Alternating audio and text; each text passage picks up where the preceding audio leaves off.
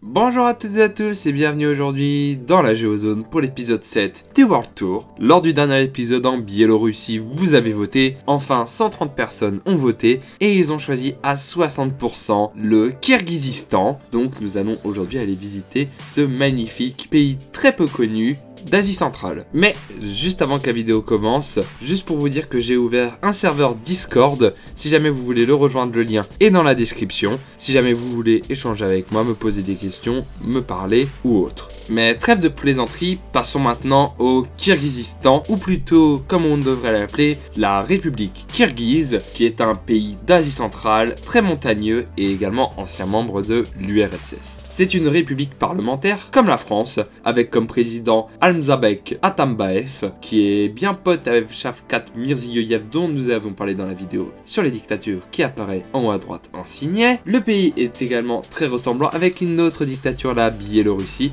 que ce soit avec l'influence qu'ont eu les Russes sur le pays, comme le fait qu'il y ait deux langues officielles, le russe et le kirghize, mais également car leurs superficies sont très proches. La capitale du pays est Bishkek et elle est située au nord du pays. Le Kirghizistan partage ses frontières avec 4 pays, la Chine au sud-ouest, le Kazakhstan au nord, l'Ouzbékistan à l'ouest et le Tadjikistan au sud. Et comme vous le voyez sur la carte, le pays possède des enclaves en son sein d'autres pays, dont une principale tadjik qui est celle de Voruk et deux principales ouzbeks, dont la plus grande est celle de Goul. Les habitants sont les Kirghizes et ils sont plus de 5 727 000 dans le pays. Le pays est surtout tourné vers l'agriculture avec 50% des habitants travaillant dans ce domaine et leur monnaie est le somme. Bah après, c'est bien de connaître tout ça, mais le pays, à part montagneux, il est comment géographiquement? Et je vous dirais que c'est une très bonne question parce que cantonner le Kirghizistan à des montagnes, c'est un peu réducteur, même s'il y en a quand même beaucoup. Les montagnes se situent surtout au nord-est et au sud-ouest du pays, avec des cols à l'altitude dépassant généralement les 2500 mètres,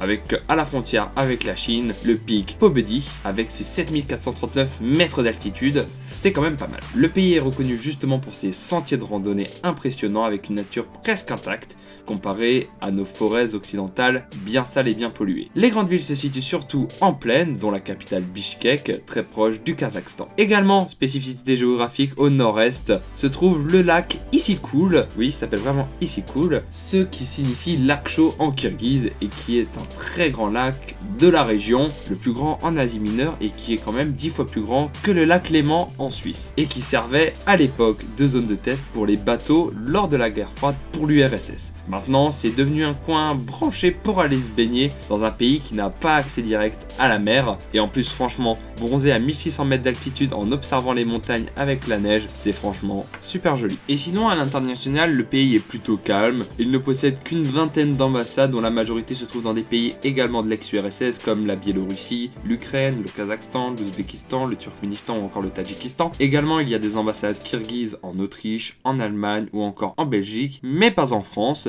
Le pays possède d'ailleurs aucun souci diplomatique majeur. Maintenant, passons aux plus grandes villes du Kirghizistan. J'ai changé cette partie parce que l'ancien design avec les vidéos de Google Earth me plaisait moins. J'ai décidé maintenant de faire un design un peu plus épuré avec une carte. Dites-moi si vous préférez cette version ou la version précédente. La 5e plus grande ville du pays, c'est Tokmok, avec ses 55 800 habitants, qui a perdu quand même plus de 20 000 habitants en 16 ans. À la 4e place, Karakol, avec ses 64 000 habitants. En 3e, Jalalabad, avec ses 90 000 habitants. En 2e, la ville de Osh, avec ses 235 000 habitants. Et enfin, la plus grande ville du pays, c'est Bishkek, la capitale, avec ses 875 000 habitants. Parlons maintenant de la capitale du pays, Bishkek, qui a été fondée en 1878 sur les ruines d'une forteresse qui s'appelait celle de Pishpek. Son nom vient probablement du Sogdien, les Sogdiens étant un peuple venant de l'est d'Iran et qui ont vécu en Ouzbékistan entre autres, venant du mot Peshagak, signifiant lieu au pied de la montagne.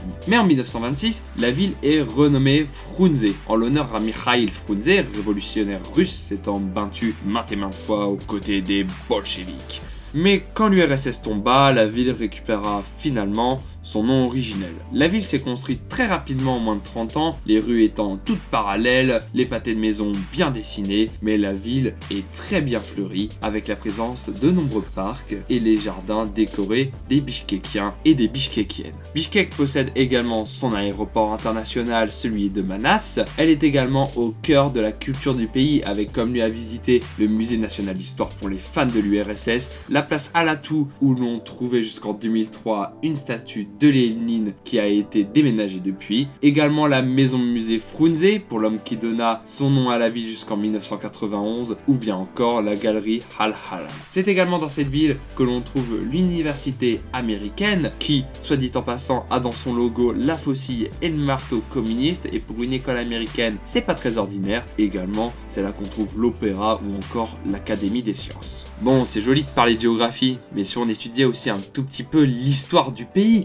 parce que déjà les montagnes kirghizes sont quand même habitées depuis plus de 200 000 ans, donc terre d'histoire, mais le peuple qui donna son nom au pays, les Kirghizes, qui est un peuple de nomades turcophones, arriva dans la région environ au 15e siècle. À cette époque, la religion principale c'était l'islam, ce qui est toujours le cas aujourd'hui avec 80% de musulmans et 17% de chrétiens orthodoxes. Après, ça se passe un peu comme la Biélorussie, annexion en 1876 par la Russie, sortie du RSS en 1926 avec la création de la République socialiste soviétique autonome de Kirghizie, mais de nouveau après, seulement 10 ans plus tard, retour au sein de l'URSS, puis à la chute de ce dernier, indépendance en 1991 avec Askar Akayev qui devient le premier président du pays. Et pendant 15 ans, il commence à prendre de plus en plus d'autorité. Les élections deviennent frauduleuses, donc au final, les Kirghizes partirent manifester dans la rue, qu'on appelle la révolution des tulipes. Cette dernière verra Akayev être dépossédé du pouvoir et sera remplacé par Kumanbek Bakiev,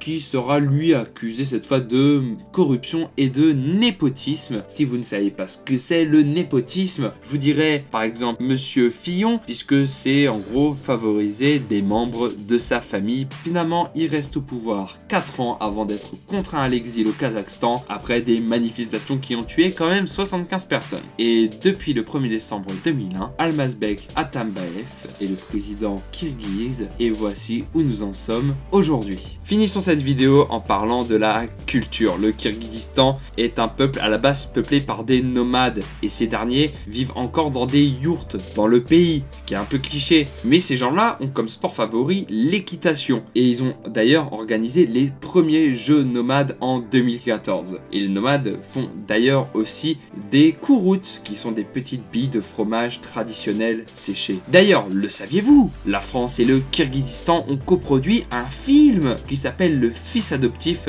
en 1999, contant une histoire d'amour et d'adoption. Pour continuer et finir avec du sport, le foot et la lutte se partagent le devant de la scène. Ils apprécient aussi le hockey et pratiquent un sport peu connu qui s'appelle le bandy ou le hockey russe, qui est un mélange un peu spécial entre du foot et du hockey, où on joue sur un terrain de foot gelé avec des crosses, il faut marquer dans le but adverse, sans les mains, avec les mêmes règles de hors-jeu qu'au foot, un gardien qui n'a le droit lui d'utiliser les mains, et au final c'est 2 périodes de 45 minutes. Franchement, ça me brancherait bien de voir un match de bandy, ce qui doit un peu ressembler à du hockey sur gazon. À Rio, ils étaient 19 dans la délégation pour faire 6 sports différents, et ils ont gagné une médaille de bronze en lutte, sauf que Izat Artikov a été contrôlé positif et finalement, ils n'ont pas eu de médaille. Mais en tout, depuis les JO d'Atlanta en 1996, ils ont gagné une médaille d'argent en lutte et 2 médailles de bronze en lutte et en judo. Pour finir avec le traditionnel classement FIFA, le pays est 128e entre les Philippines et Andorre. Merci d'avoir regardé cet épisode du World Tour, j'espère qu'il vous aura plu. Si jamais vous voulez voter pour le prochain épisode qui se passera en Océanie, vous pouvez cliquer en haut à droite sur la petite fiche pour le sondage qui sera entre Nauru et les Palaos. Également, je vous rappelle le lien du Discord si vous voulez venir me parler en description, mon Twitter, vous pouvez lâcher un pouce en l'air, commenter ce que vous en avez pensé ou encore partager cette vidéo avec vos amis. Moi, je vous laisse, à bientôt dans la Géozone. Ciao!